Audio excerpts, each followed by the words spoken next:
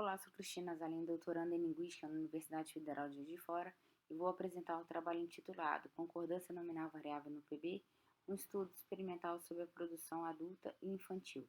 Esse trabalho é um recorte da minha tese de doutorado, que é orientada pelas professoras Mercedes Marcilese e Paula Armelin, do Programa de Pós-Graduação em Linguística da Faculdade de Letras. Nós somos membros do NEALP e esse projeto é financiado pela FAPEMIG. Nosso objetivo principal é investigar a produção de crianças e adultos concernente à realização da concordância nominal no PB.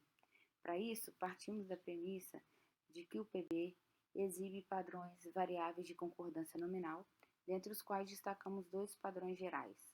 Um em que a marcação morfológica é redundante em todos os elementos do sintagma, como as borboletas azuis, e uma marcação morfológica não redundante, ou seja, em que a marcação é explícita é expressa em apenas alguns ou em um dos elementos, como em os papagaios.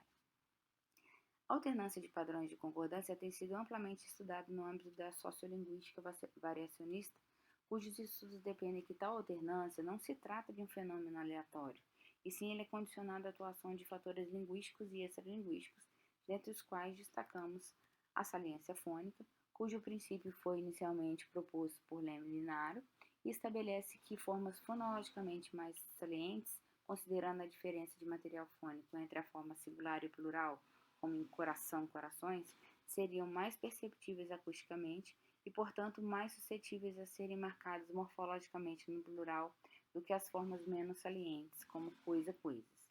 No entanto, o papel que a saliência fônica desempenha na realização da concordância de número ainda é um tema de debate. E uma questão fundamental diz respeito ao número de dimensões consideradas na caracterização da saliência, isto é, quais seriam as propriedades que definem um item como mais ou menos saliente. Então, com o objetivo de aprofundarmos a compreensão sobre esse tema, nós temos como objetivos específicos investigar os efeitos da saliência fônica nos padrões de concordância variável de número do DP, investigar a sensibilidade de crianças e adultos a duas dimensões da saliência fônica, a saber, padrão de acentuação e número de sílabas. Como fundamentação teórica, a presente pesquisa busca estabelecer um diálogo entre a sociolinguística variacionista e a psicolinguística, articulando dados naturalísticos e experimentais.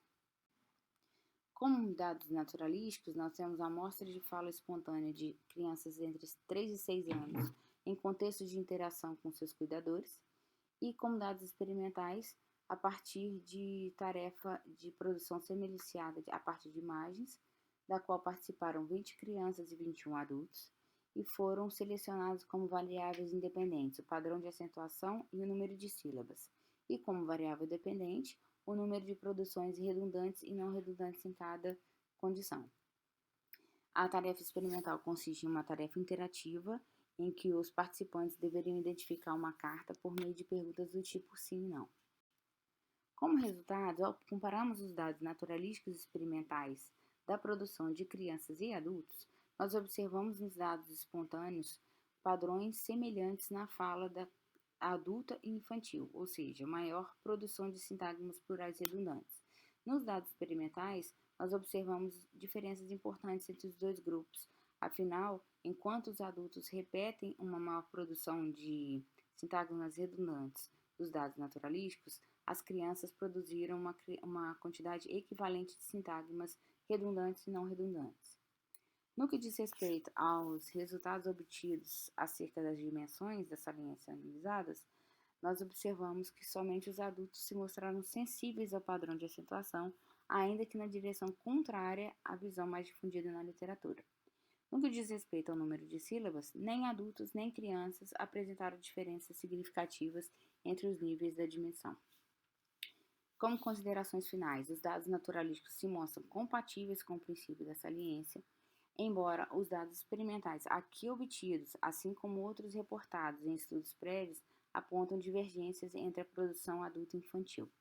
No presente experimento, ambas as dimensões apresentaram pesos e efeitos diferenciados em cada grupo. O comportamento dos adultos foi semelhante nos dados naturalísticos experimentais. As crianças, por sua vez, produziram uma quantidade equivalente de sintagmas redundantes e não redundantes.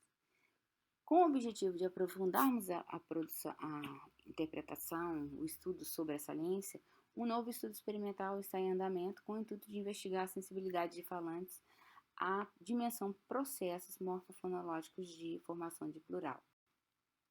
Aqui estão nossas referências. Muito obrigada.